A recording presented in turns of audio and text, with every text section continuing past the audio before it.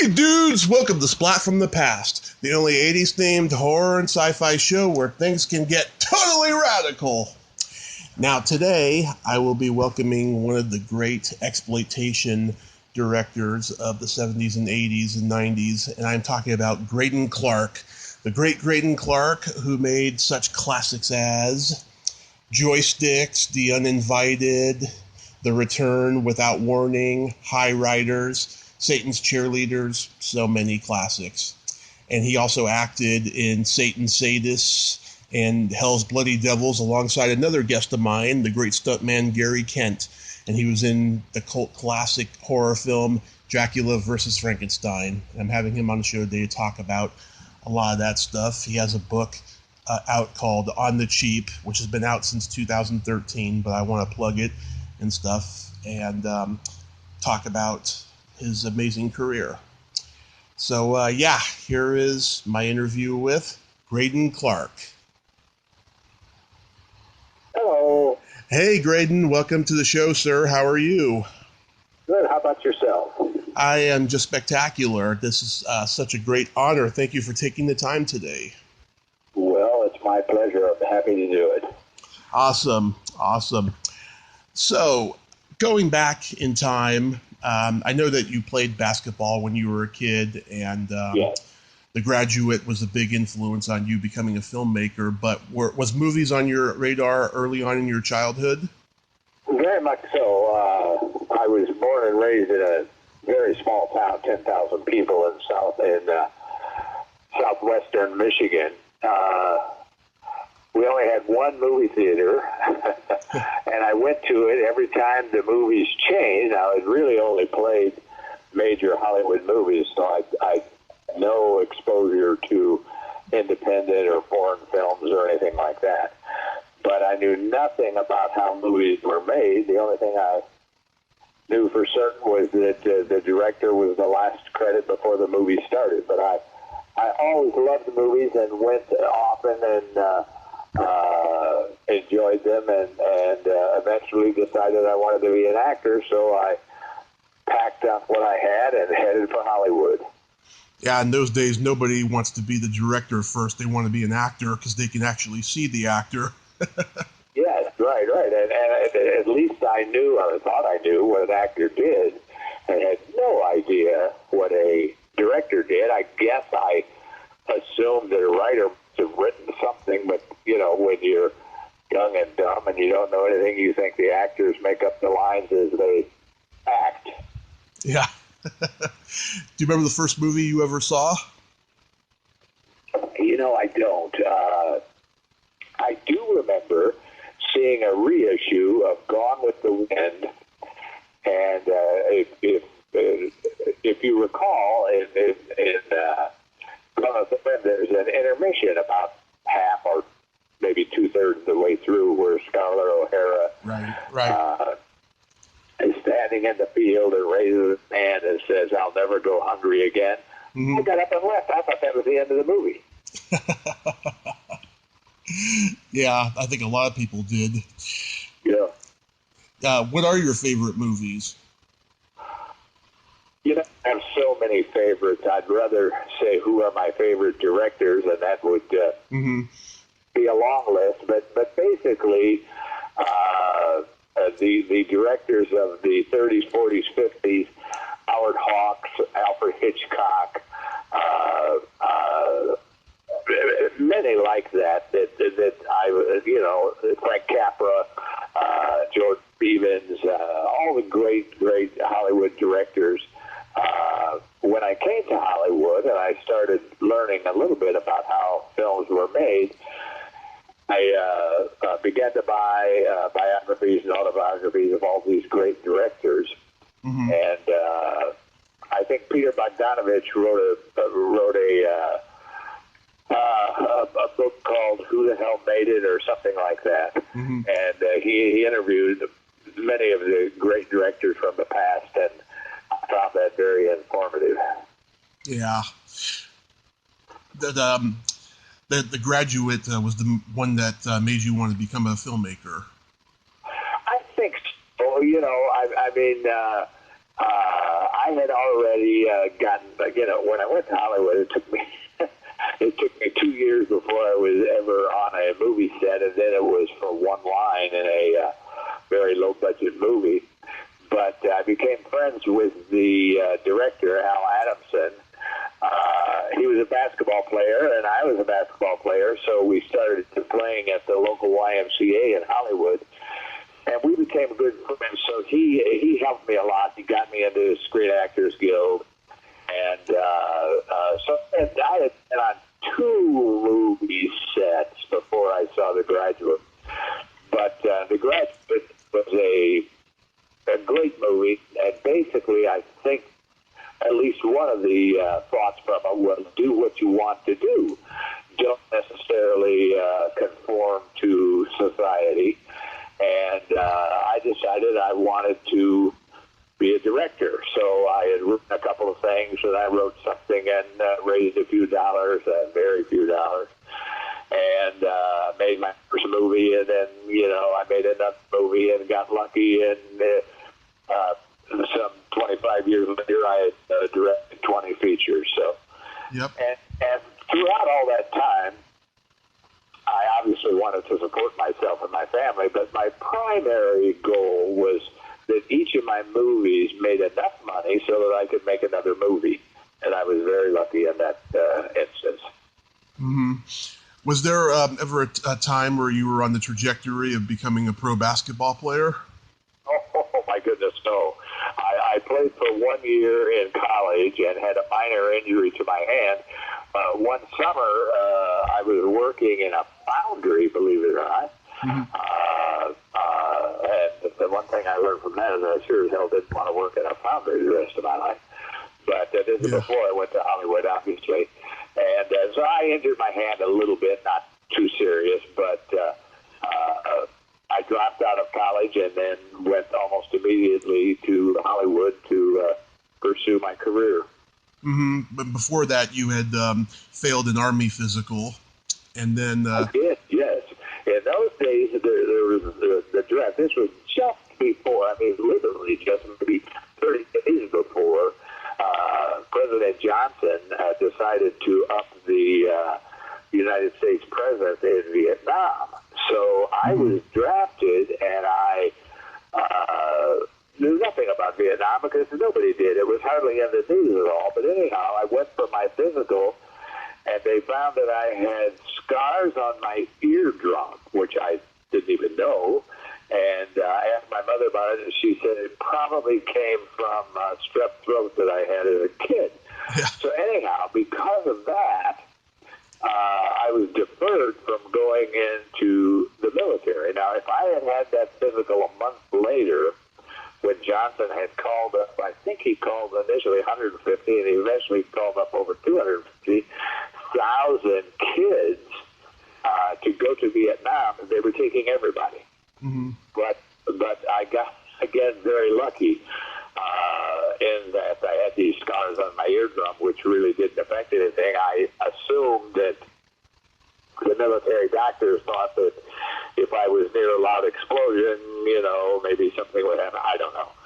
But anyhow, I got out of the draft through no fault of my own, really, and went to Hollywood. And you began studying acting with John Morley. Was he a real mentor to you? I did. John, when I got to Hollywood, I had a couple of $100 in my pocket and knew nobody. And I found a cheap hotel in Hollywood. And there was a bookstore on the corner of Hollywood Boulevard and La Brea. And and Highland. Mm-hmm. It was called Pickwood, something like that. I went in there and I found a book, A Young Actor's Guide to Hollywood. And in that, it listed an acting coach. It said you needed to take lessons. I thought, oh, okay, I can do that, I guess. Mm-hmm. And John Morley was listed. I went to see him, and I studied acting with him for at least 2 years, again, before I was ever on a movie set. Mm-hmm. And there was a girl in the class, and she asked me if I would be a beard for her when she went to a final callback on a low-budget film that the director, who happened to be Al Adamson, the director was interested in her personally more than professionally. She wanted me to go and introduce me as her boyfriend. So I thought, geez, I'd never met a director or even talked to a director. So naturally I said, of course. We went down, and she introduced me to Al Adamson, and that's how we became friends and started playing basketball. And then he did a couple of pictures, one of which I wrote myself a good part in. And, from there I saw what a director was doing, and I thought, wow, that's really what I want to do, and pursued it. Was the first movie you did Hell's Bloody Devils? Yes. Actually, the first movie I did was a picture called The Fakers, which I had one line in, but it got me in the Screen Actors Guild. And then later, a few years later, Al Adamson, the director of it, reshot some stuff and included me in some stuff that he reshot, and retitled it, called it Hell's Bloody Devils, and I have a small part in that. Yeah, you have a good story in the book about working with Colonel Sanders. Yeah, right. Well, Al Adamson was a very unusual fellow. Believe it or not, he was shy, which is kind of difficult to be shy if you're a director, because you're constantly having to tell people what to do and how you want it and so on and so forth. So we were shooting a scene in a Kentucky Fried Chicken, and the production had promoted a chicken free for the crew for the whole show. We got sick of it after a while, but anyhow, they had Colonel Sanders come down to this Kentucky Fried Chicken in the heart of Hollywood, and there was a scene where Al wanted the Colonel to come in and deliver a line. So I was not an assistant director. I was an assistant to the director, which is a different thing. Assistant director is a very specific job, and I certainly was not qualified to do that. But anyhow, Al said to me, go tell Colonel Sanders to come in and say, because our two young leads were sitting in a little table eating the chicken. Yeah. And we wanted Colonel Sanders, Al wanted Colonel Sanders to come over and say, ain't that chicken finger licking good? Yeah. So Al told me to go tell the Colonel to come in, and I walked over and I introduced myself and told him how much I loved the chicken and all that crap. And I said, so we want you to come in, go over to these two young couples who are the leads in the picture, and say to them, ain't that chicken finger looking good? He said, all right, but I ain't going to do it. I said, what's the problem, Colonel? And he said, I ain't going to do it, because when I first got on television in Chicago, they had me saying, chicken finger looking good chicken. And we got hundreds of letters saying, get that dirty old man off television talking, licking his fingers.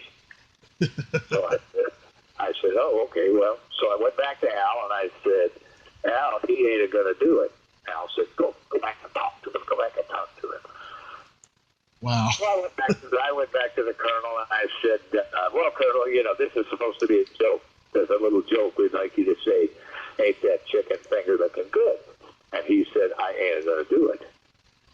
So I went back to Al, and I said, Al, he ain't going to do it. And Al said, well, what's he going to do?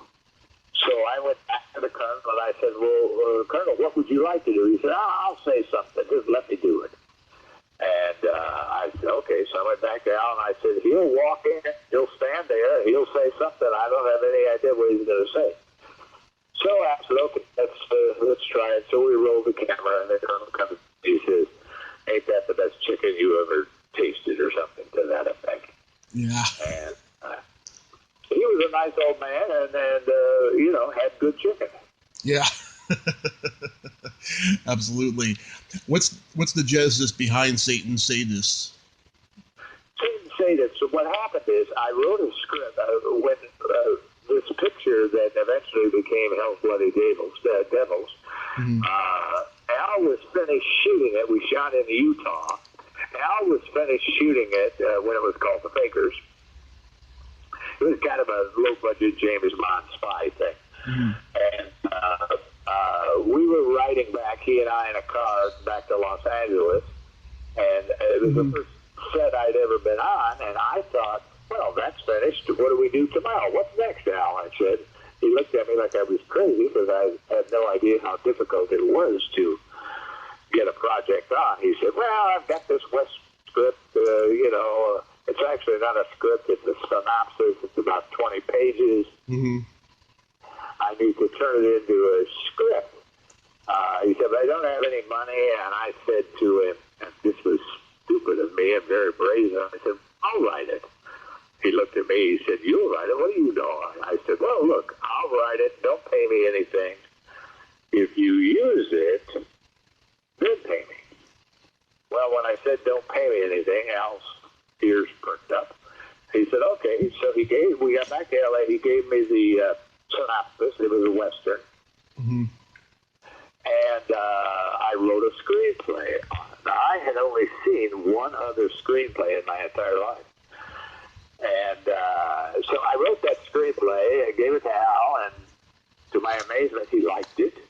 And through a series of weird circumstances, we got it to Robert Taylor.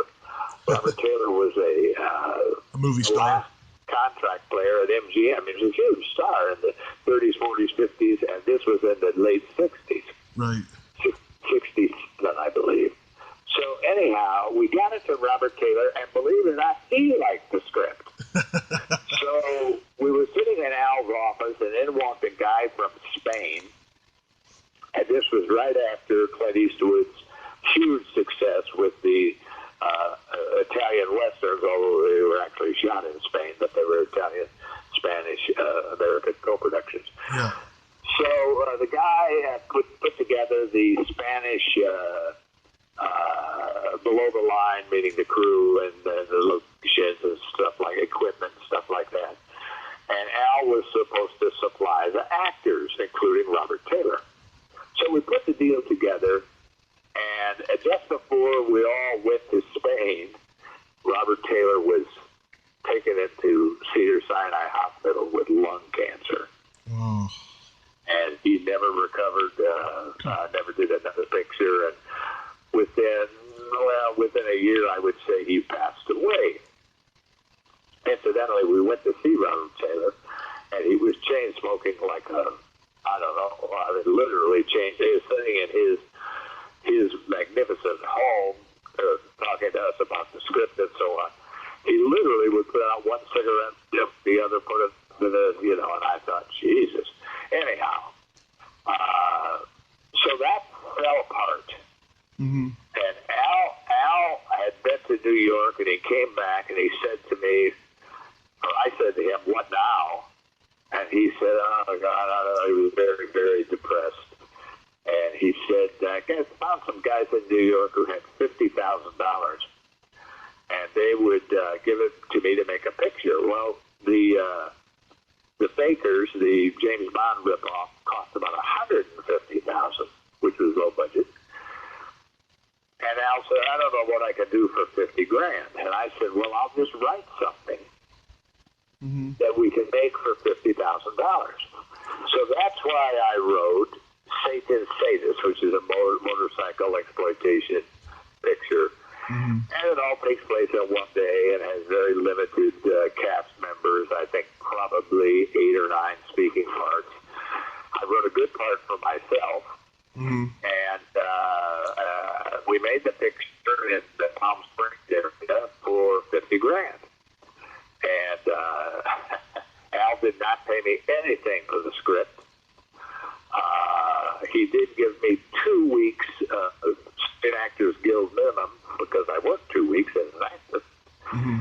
And he had always said to me that, well, if the picture makes any money, Greydon, I'll take care of you. Well, the picture made a fortune for Al. I mean, it cost him $50,000 grand, and Al made over $500,000. Now, this was in 1968, so that's, I don't know what time's that today or whatever.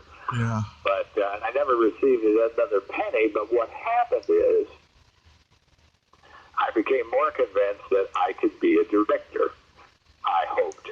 So I wrote a script about a guy who comes back from Vietnam and gets involved in society. I don't want to say comparable to The Graduate, because that would be, heresy to say it. But anyhow, it was inspired, let's say, by The Graduate. The Graduate, he comes back from college and he has his society problems.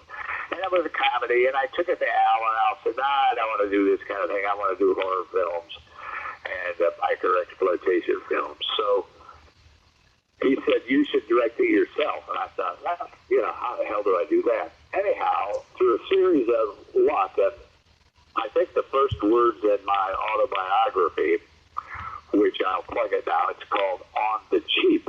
Right. My life in low-budget filmmaking is available at my website, GreydonClark.com. Anyhow, my first words in that autobiography are, I was born lucky. Well, I believe that because I got lucky and I bumped into an old friend. And he had just inherited some money from his father. And I told him I had this script and I needed money, and how much do you need? And like an idiot, which I've done countless times in my career, I asked for too little, way too little. I said, well, $10,000. Having no idea how I could make a movie for $10,000. He said, I could give you $10,000. So he gave me the 10 grand. I made the picture. It was called Mothers, Fathers, and Lovers. Mm-hmm. And it was a social comedy about a guy who comes back from Vietnam. I was always a political person. I marched with Martin Luther King back in 1963. Right. Just before I got out of the draft. And I've always been, politically aware, what have you. And in that picture, I had a scene in Vietnam where the leading character, played by me, a white guy, was talking to a black buddy. Shots ring out, the black buddy is killed, and I am injured. So that was a subplot in the picture Mothers, Fathers, and Lovers. I took that around to distributors, could not find a distributor that was worthy to distribute it. And one guy said to me, one distributor said, you should have a really good picture, but it's not something that's exploitive enough for us to release. You should have had the guy and when he came back from Vietnam, you should have had him rob a gas station or something exploited. Yeah. Well, in those days, let's see, swipe down to reject. I'm sorry, I'm getting a call. Can you still hear me? Yeah. I can still hear you. Yeah, sorry about that. It's okay. Okay, now we're back, right? Mm-hmm. Yeah. Hopefully you can edit that. Okay. Sorry about that. This insignificant thought. Anyhow, let's see.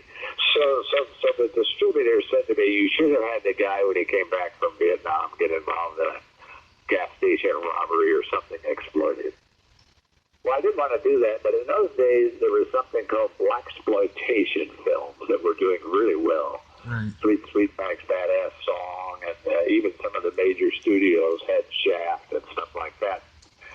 So I looked at my picture, and there was this scene with the black buddy and myself in Vietnam. So I came up with the idea, what would happen if, when I got back to Los Angeles from Vietnam, if I went down to Watts and found the father of the black buddy who was killed and offer my condolences to him. So I wrote the script that became The Bad Bunch. And what happens is the guy I play goes down to Watts, meets the father, and encounters the younger brother of the buddy who was killed, who is in a street gang. It's being harassed by white cops, beating the hell out of the guy, hand today. Yeah. Like 50 years later, this was 1973, so I can't do the math, but almost 50 years later.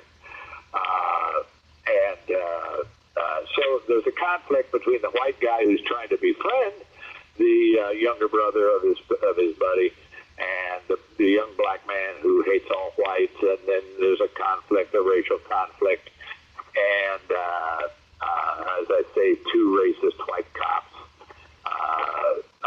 who really are terrible to every black meet. So I did that picture, and it was quite a success. It did very, very, very well. Right. And the distributor of it came to me and said, "We want you to do another blaxploitation film." No, I don't want to do that. There should be a black director that does those. This was an unusual. So, well, no, come on, Greydon, we'll give you the money to do another blaxploitation film. So I said, okay, I'll do one, but I don't want it to be about a gang. I don't want it to be about a cop. I don't want it to be about some black guy pushing drugs and something like that. If it has to have a black hero, I want the black hero to be a successful Beverly Hills businessman. And they said, I don't care what it is as long as it has a black hero.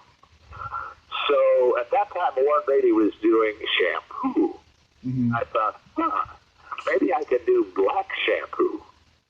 And people said, "Oh, you're crazy. You can't do that. You'll be sued." I said, "Who will sue me?" They said, "Warren Beatty." I said, "Warren Beatty won't sue me. He's way too smart for that. All it would do is give me publicity." So anyhow, I made black shampoo. It was, again, a very successful picture. Again, successful enough for me to get money to do my next picture, and then my next, and my next. And as I said, 20-some-odd years later, I directed 20 feature films. Mm-hmm. And then you started doing the horror films and stuff. Satan's Cheerleaders, where did that come from? Well, that was my next picture after Black Shampoo.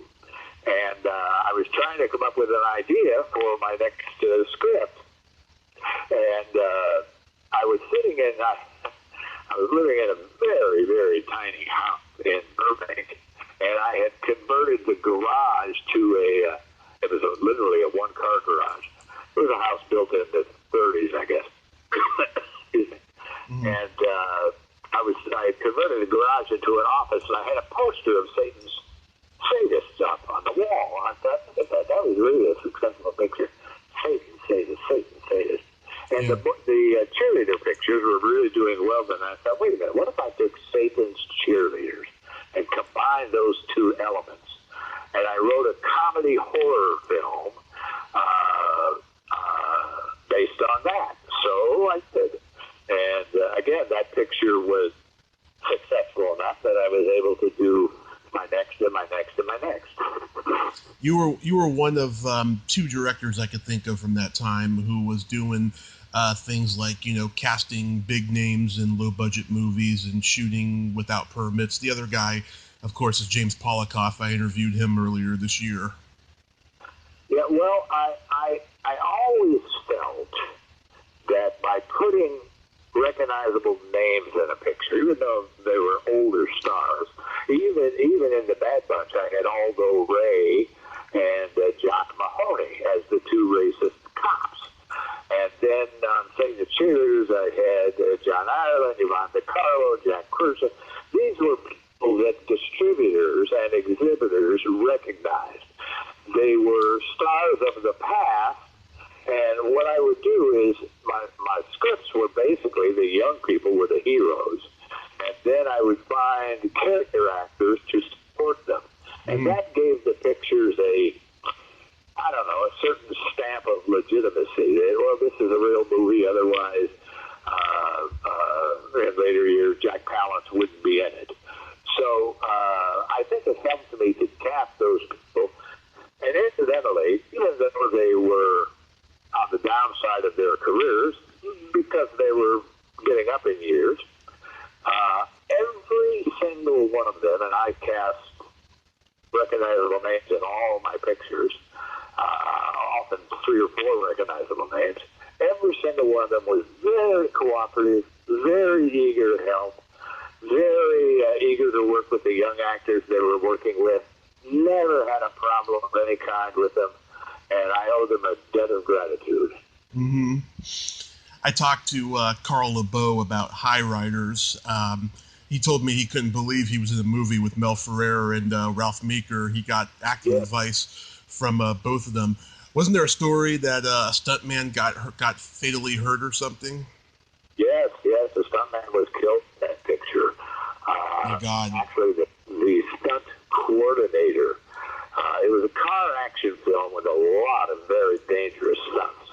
And after I'd written the script, I met with the stunt coordinator, and we talked about how each stunt was going to be done in very great details. And he was full of ideas of how to do this and how to do that and so forth. And, I mean, as a director, you're crazy if you don't listen to your stunt coordinator, because that's their job. So we filmed the entire picture. It was a 3-week picture. And the last, almost all of my pictures were 3 weeks. The last day was filled with stunts. And we had carefully planned, as I say, how we were going to do it, and so on and so forth. And there were some very difficult stunts that I cringed to have done, but everything went well until the very last shot of the movie. And this was a stunt where a pickup truck was driven off the road, flown through the air, and landed in a pond, the backwater of a lake out of the Paramount Ranch in Agoura. And Vic Rivers was the stunt coordinator, and he did a lot of the stunts himself, although he hired half a dozen other stunt guys when it was necessary to have more than one stunt guy. But anyhow, Vic was going to do the actual stunt of the pickup truck being forced off the road, and then the ramp hit it full of bushes. He took off on the ramp and flew through the air. Mm-hmm. And we had already done what I considered a much more dangerous stunt, where a guy falls off the back of a moving pickup truck onto the hood of a car. I thought, oh my God, if the guy falls off that, he's going to be killed under the wheel of the car. But anyhow, that went well, everything went well, and we were ready to do this last stunt. And I forgot if it was 5 or 6 cameras all set around, because obviously you only do a stunt like that once. And I had to have different angles on it. So Rick is up at the top of the hill where we had built this ramp.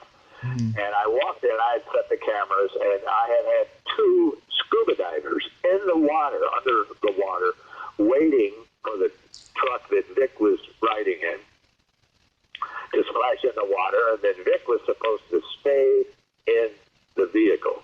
And the scuba divers would be to him in a matter of seconds. So I walked up to the top of the hill, and I said, Vic, I don't understand why we're doing this. Why don't you just get the pickup truck going and you roll out, and we can hide you with bushes. We'll never see it, and then the truck will fly through the air. No, Greydon, we don't want to change things. We should do it the way we planned. So I walked back down to where the cameras were. I got the cameras ready and got them rolling and yelled action. Vic took off, and the truck flew through the air, and it did not travel as far as we hoped and thought it was going to the kind of middle of this pond, which would have been maybe 5 feet, 6 feet of water. Instead, it crashed on kind of the shore, which was maybe 3 feet of water. And, the pickup truck hit the water, settled in, and I called cut, and Vic had 5 or 6 stunt guys there, and of course the scuba divers underwater were heading toward him, and the Vic's stunt guys ran into the water to get him, and nobody could find Vic, the driver, who was supposed to be in the car. Scuba divers got there in a matter of seconds. They opened the door of the truck. He wasn't in the truck. Well, how is that possible? Where could he be? Well, the impact of the pickup truck had created a stirring of the water so much with dirt and sand from the base that nobody could see anything. You couldn't see your hand a foot under the water. So everybody was out there trying to find Vic. Mm-hmm. I had an ambulance standing by all that day in case something went wrong. So they were there waiting, and I also had a truck with a winch to pull the old truck out of the water, because obviously I had to leave it in the water. So minutes go by. Where the hell is Vic? Minutes go by, minutes go by, minutes go by. And all of them are in there searching for him, and I'm standing next to the ambulance. Mm-hmm. And I say to the ambulance driver, how long can a person live underwater? And they said, maybe 20 minutes, and then brain damage, and then 30 minutes to dead. I said, how long has he been under? He looked at his watch. He said, almost 30 minutes. Oh, my God. Eventually, they found him about maybe 5 feet from the truck. Now, he never regained consciousness. Obviously, the ambulance was there, took him to the hospital, so on and so forth. And the only thing we can surmise is he must have hit his head and then half out of it. He opened the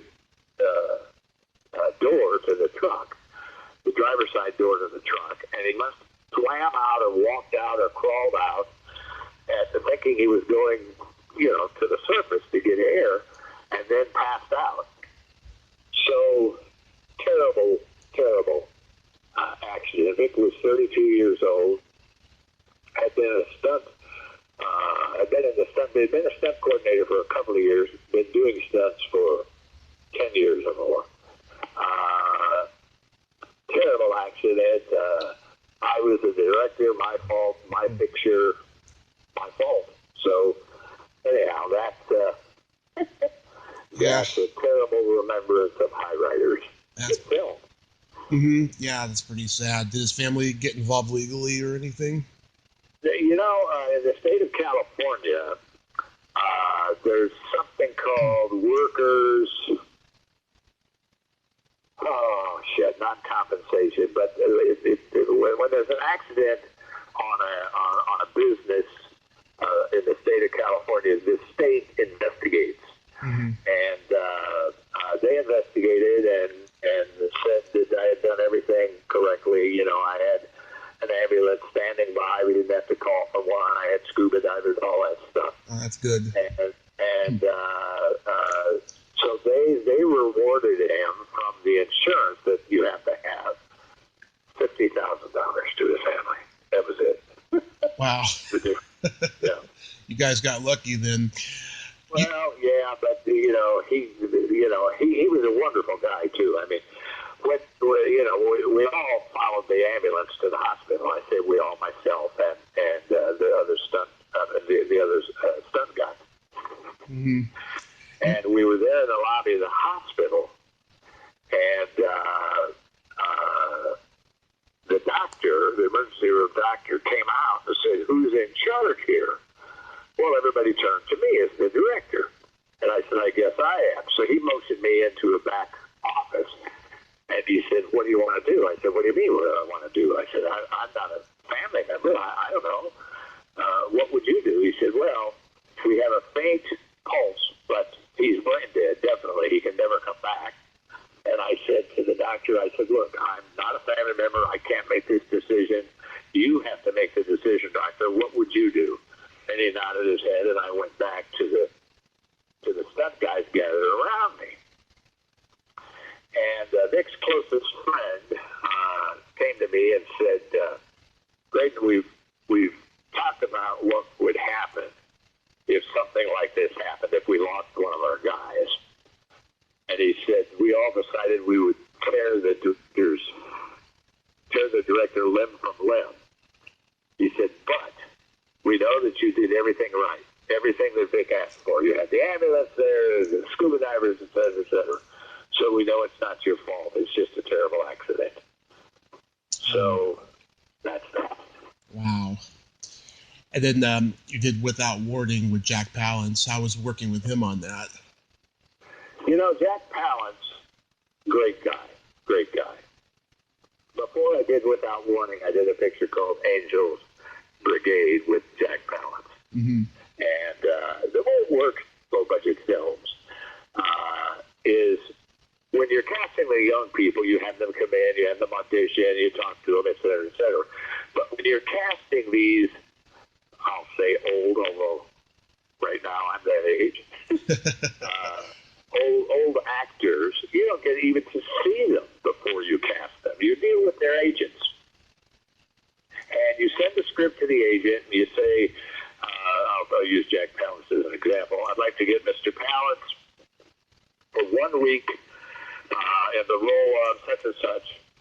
Here's the script. And then you negotiate money. I think with Palance it was $50,000 for 1 week.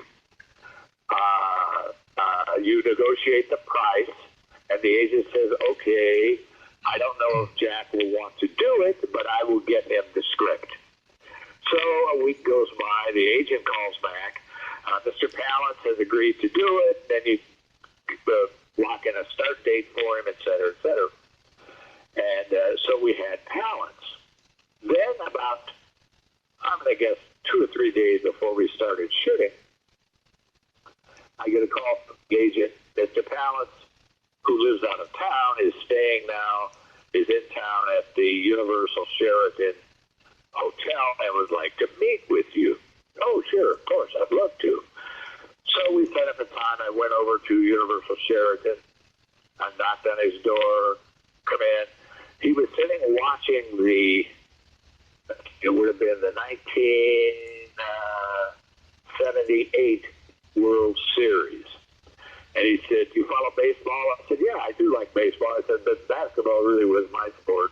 He said, yeah, I played football in college. So we were watching I think it was the Cardinals and Dodgers. Mm-hmm. Excuse me, the Dodgers and the Yankees. So we were watching it, and, he talked a little bit about the script and so on and so forth, but he was more interested in the baseball game than me or the script. Mm-hmm. So after about 10 minutes, he said, well, okay, so I'll see you on whatever the date was. And I said, okay, thanks. And we shook hands, and I said to him, it's been nice working with you. And I meant to say, it's been nice meeting you. Mm-hmm. And I said, it's been nice working with you. And he kind of growled, I'll be the judge of that.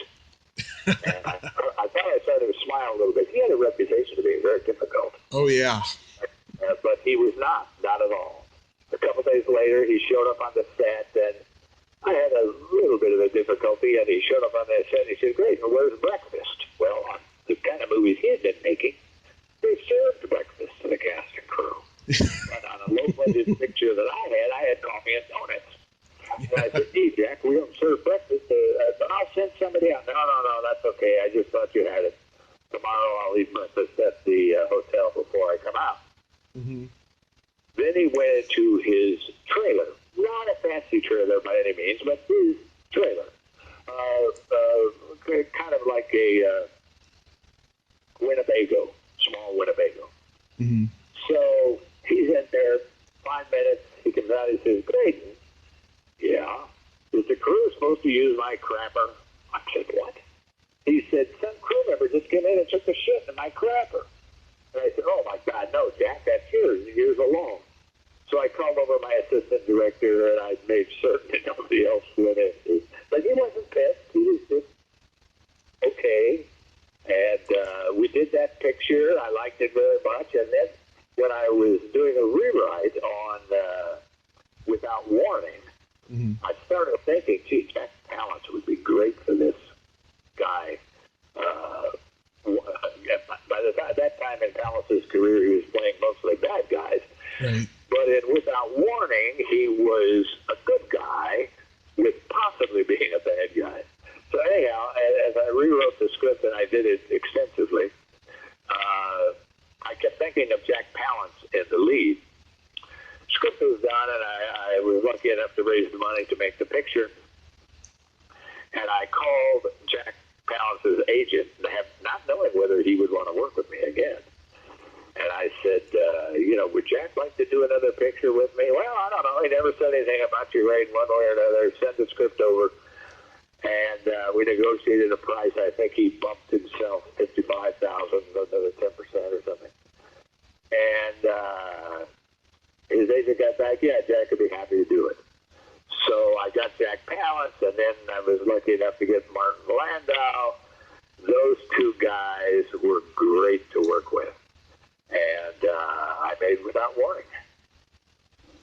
How did you find Andrew Dice Clay when you made Wacko?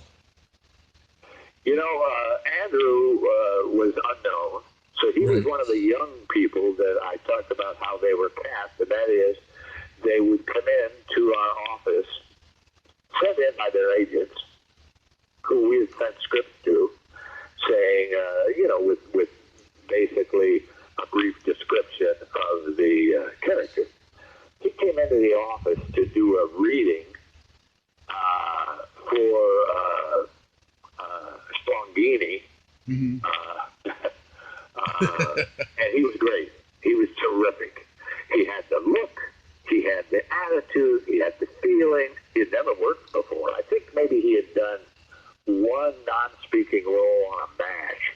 Yes.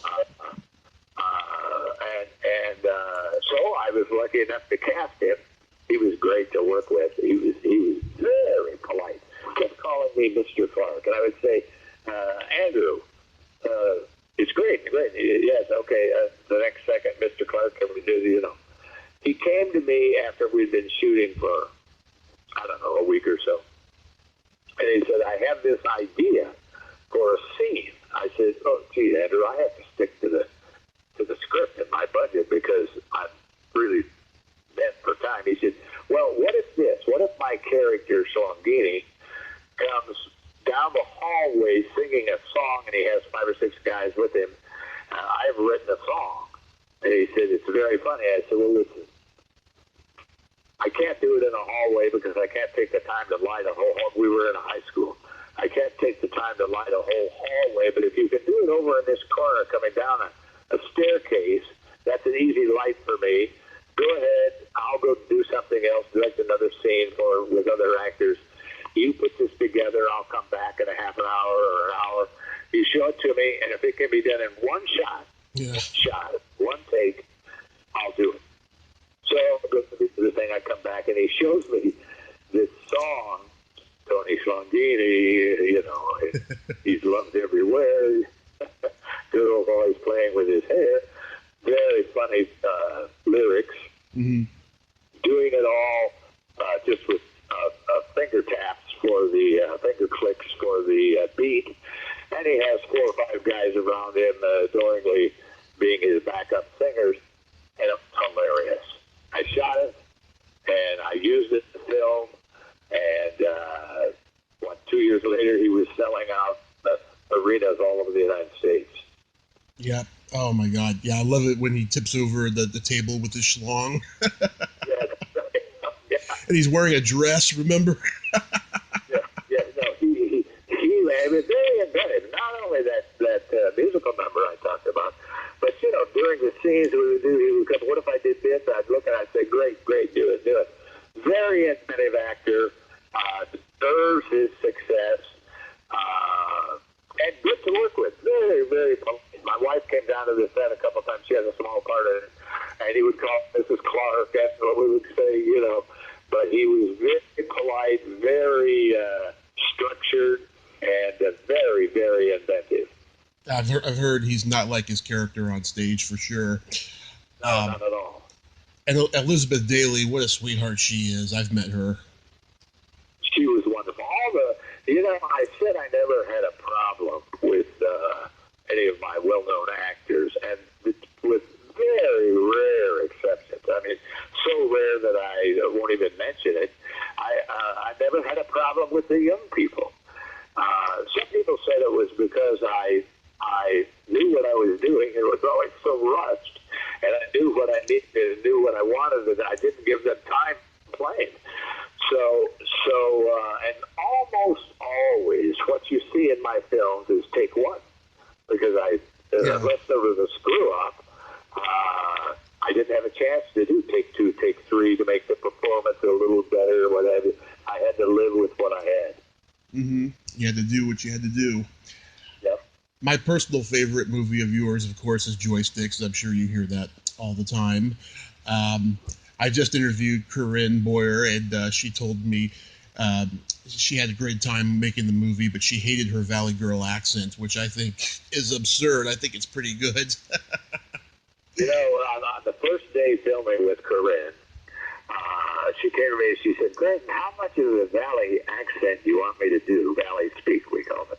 Yeah. How much of the Valley speak? I said, Corinne, I don't care if I understand a word you're saying. Go all out. As far as you go make the Valley speak, just sing. I don't care what you're saying. Just make it work. And she said, okay, and she did. She was wonderful to work with. And has had a great career. Oh, yeah. Oh, fantastic career. Were you trying to do were you trying to cash in on the video game craze also at the same time with Porky's coming out? Yeah, what happened is Wacko was the picture I did just before Joysticks. I had a test screening in San Antonio, Texas for Wacko. Mm-hmm. I flew down there to, attend it. It was in a multiplex.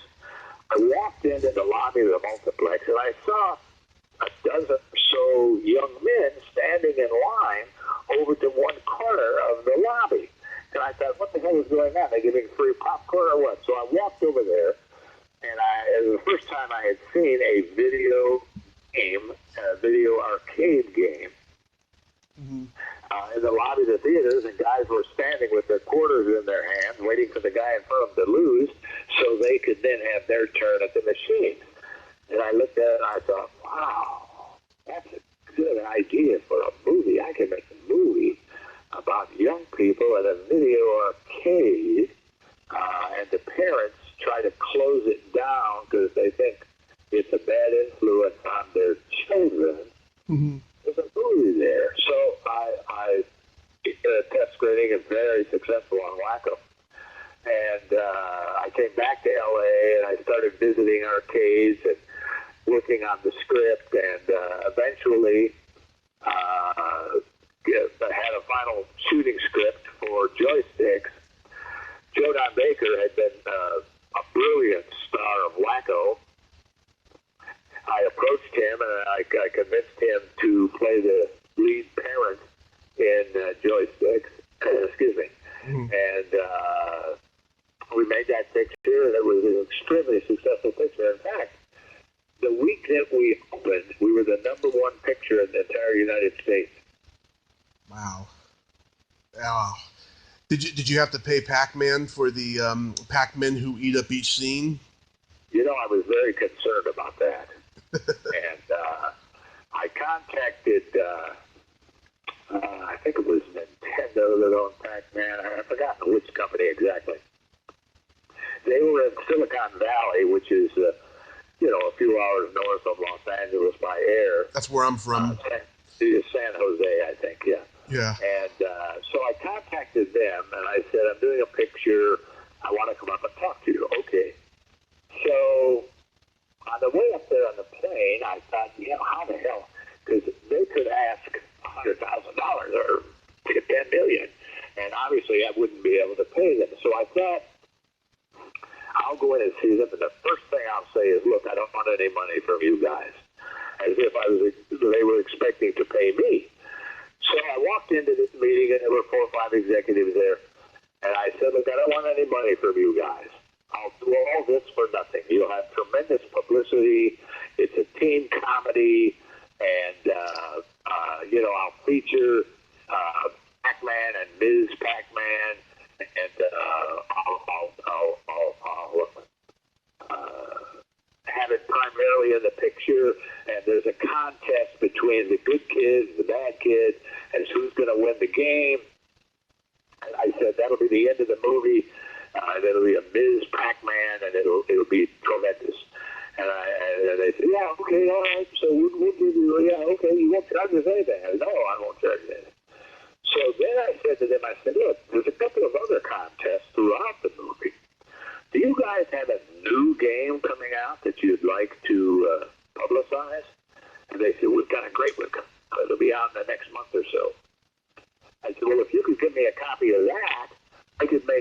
one of the games that I'm featuring. Okay. And it was Satan's Hollow, which today most people have not heard of, because it turned out not to be a big success for them. It was a good game, and we did feature it in the picture. Nice. Yeah, I think it was a clever idea to have those Pac-Men eat up each scene. Yeah, thank you. I think that was a nice transition. Mm-hmm. And then, do you have a story about Uninvited? Uninvited, after I did Joysticks, I went to Malta and made a picture called Final Justice. And Malta, a little island off the coast of Italy, they do a lot of filming there. And one of the reasons, or the primary reason, is they have a huge tank for filming. The tank is about the size of 2 football fields and about 4 feet deep. And they build sets and put them on rollers and can move them around, and the equipment can be moved around and what have you. And they filmed scores of pirate movies and adventure movies there. So I was contacted by the Maltese production company, and they said they wanted me to do a film there. I would have to write it, and I would have to bring in an American actor. So at the time, I didn't even know where Malta was. The only thing I knew is I guess they must have had falcons there from the Maltese. So I got it to Joe Don Baker, who had just done Wacko and Joysticks. And I made him a Texas sheriff who gets involved with the mafia and ends up in Malta. And, it's an action chase thing. So Joe and I agreed to do it. We went to Malta and we made the picture. When I was there, I saw their tank. I was most impressed with it. So I got back to LA and I decided I was going to do a movie on a luxury yacht and shoot it in the tank in Malta. So I wrote Uninvited, about a monster cat movie with a Wall Street scammer on his boat, and then a couple of young people get involved and what have you. And I got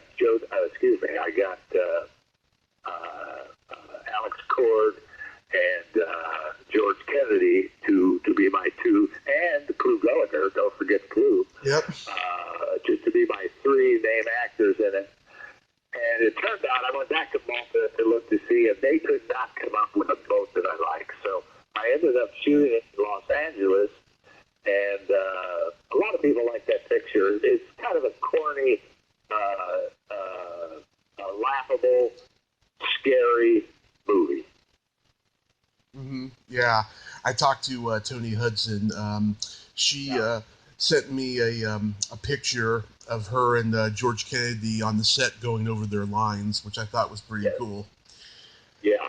Well, as I said, all of the actors that I've worked with, including George and Tony, were very serious people. I mean, they were low-budget movies and sometimes corny comedies, sometimes horror movies, but all of them took it seriously, worked on their dialogue, worked on their staging, and, made it easy for me to make these 3-week movies. I'm having Sherry Shattuck on again tomorrow. I'll tell her you said hi. Oh, she's wonderful. Years later, I was making pictures in Russia, and I had a picture called Dark Future, and I called Sherry and said, Sherry, would you go to Russia with me and make a movie? She said, I'd love to, Greydon, but I'm having a baby. Oh. So I tried to get Sherry again, but she was otherwise occupied. Great lady. Some of your movies were on Mystery Science Theater 3000. Did that bother you? No, the only thing that bothered me is the distributor never paid me for it. So sometimes it's difficult to see your work lampooned. And incidentally, sometimes I found it very funny. Sometimes I didn't. But I could say the same thing about my own movies. Sometimes I found them very funny, and sometimes I didn't. So I have no problem with it. I like the fact that maybe more people saw the pictures. Mm-hmm. Yeah, because I talked to one guy like last week who said he was offended that his movie ended up on there. So that's why I had to ask you, because you had like several of them on there. Yes. So after you did, it didn't bother me at all. Mm-hmm. That's good. So after you did Star Games, did you decide it was time to hang up the director's chair? Not really. What happened that the industry was changing dramatically. I really saw the change way back with Uninvited, and that is it became almost impossible to get a low-budget picture released theatrically. VHS, the predecessor to DVDs, was going big then, so I made the difficult decision that, okay, I was going to make movies primarily for VHS distribution. And that's really what I did for the rest of my career, with the one exception of The Forbidden Dance, Lambada, The Forbidden Dance, which I was really a hired gun on that. Menachem Golan, I'm to say infamous, but I like Menachem. I had no problem with him. Mm-hmm. Menachem hired me to do The Forbidden Dance, and it was released by Columbia in 1,000 theaters when it opened in the United States. But all the rest of the pictures after that were basically, I realized, were direct-to-video pictures. And then, after Dark Future, even that became more difficult because the VHS market had dwindled, the DVD market was there, but it was basically sell-through for major pictures. So I was lucky enough to get a couple of Mike Hammer series, 2 episodes of that, and then, I realized that things were becoming difficult, and not to make excuses on things, but I had a script was approved for production on the 1st of September, 2011. 2001. When was 9/11? 9/11, 2001. In 2001. September 1st, and 9/11 hit, and within months the distributor had gone out of business because he was selling primarily to foreign markets. And with 9/11, of course, it's not a tragedy for me because it was a tragedy for the world, really.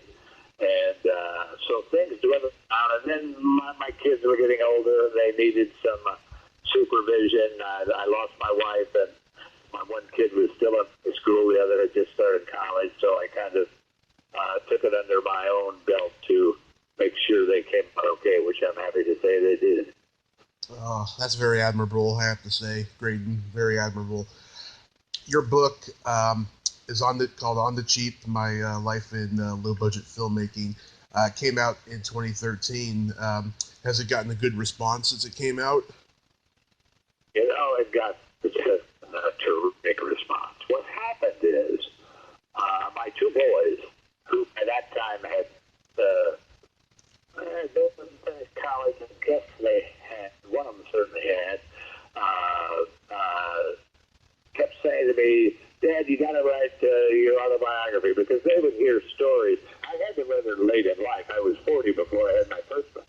So a lot of my work, they saw it on VHS or DVD, whatever, but they were not on the sets. They didn't know what it was like. So I don't want to write it on about who gives a care about some old director making low budget. But, you got to do it, Dad. You got to do it. So I thought, well, okay, I will. So I sat down and I started writing it as a regular autobiography. I was born, I did this, and I died. But as I was writing it, I had written so many scripts over the years that I was at the computer, I'd write something, I'd look up, and I had put it in screenplay format. And I thought, Jesus, that's ridiculous. So I'd reform that, start again, and I would look back up, and I had flipped into a screenplay format. So I thought, wait a minute, what if I write this whole autobiography as screenplay. Not exactly like a screenplay, but a pseudo screenplay. So that's what I did. I took every picture that I worked on, starting with Hell's Bloody Devils, up through the couple with Al Adamson, and all the rest on my own, with Menachem, and then going to Russia, making pictures in Eastern Europe, etc. So I took each each movie, and I started with, where did the idea come from? How did I create the script, the story? And then, how did I write the script? And then, how did I raise the money, which is difficult to say the least. How did I raise the money? And then, pre-production, which is casting, finding locations, getting the crew, etc. Then the actual production. Then the post-production, the music, the editing, the sound effects, the titles, etc. And then the distribution of the film. So I took each picture and broke it down into those categories. And when I had dialogue, I put it in the format of a screenplay. Both dialogue from myself and dialogue from actors or crew people and so forth. And it turned out pretty good. So I called it On the Cheap, because that's the way all my movies were made, on the cheap. Yeah. I like that low-budget filmmaking. And, it's on Amazon, but it's better if you go to my website, because with my website I can autograph it for you at no charge. And the response has been absolutely terrific. I mean, look, almost everything on the internet, people mock it, right? Right. Well, not with this book. I have not had one negative comment on the book itself. A lot of negative comments on my films, but not one negative comment on my autobiography, On the Cheap. Oh, that's good. Yeah, I was struck by how it reminded me so much of a screenplay. It's, again, another clever idea you had. Well, it was out of necessity, really, and it did work, I think. I think people are fascinated by breaking a picture down into the various categories of how it eventually was created. Mm-hmm. Absolutely. Well, Greydon, I thank you so much for coming on today, and thank you for being such a great guest. My pleasure. I enjoyed it, and if you need anything else, don't hesitate to contact me. Wonderful. Thank you, sir, and have a great day. Same to you. Bye-bye. Bye-bye. Well, there you have it. Greydon Clark. Ain't he a cool dude? Man, great stories about filmmaking and that High Riders stuff. Wow, that was unfortunate, but what an incredible story. And he's got a lot of great stories. Check out his book, On the Cheap. You won't regret it. If you like this video, everyone, please subscribe to my YouTube channel. Add me as a friend on Facebook. Join my Tommy Kovac comedian page on Facebook. Follow me on Twitter and Instagram and all that fun stuff. Well, that's all the time we have this week on Splat from the Past. Until next time, this is Tommy Throwback Kovac saying, there's no shame in living in the past, because the present sucks. Later, dudes!